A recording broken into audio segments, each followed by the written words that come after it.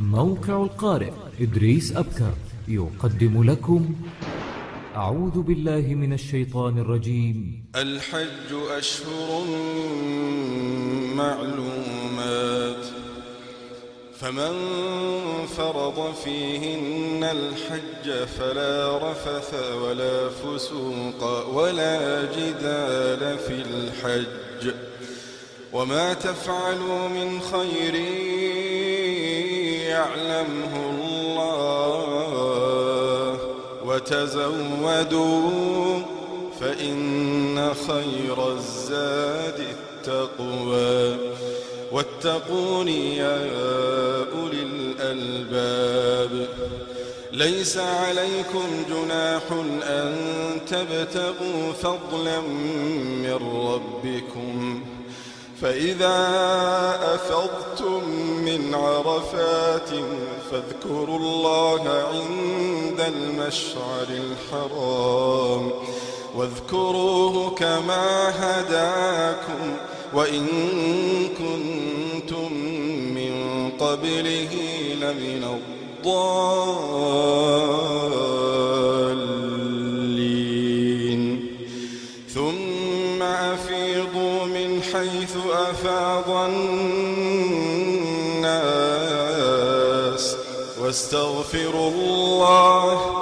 واستغفروا الله إن الله غفور رحيم.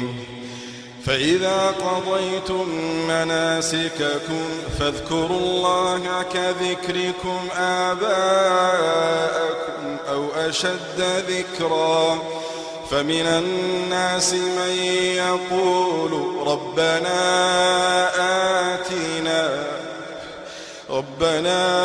آتنا في الدنيا وما له في الآخرة من خلاق، ومنهم من يقول ربنا آتنا في الدنيا حسنة وفي الآخرة حسنة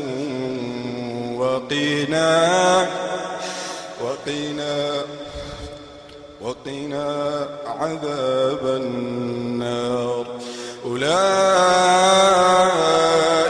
لهم نصيب مما كسبوا والله سريع الحساب.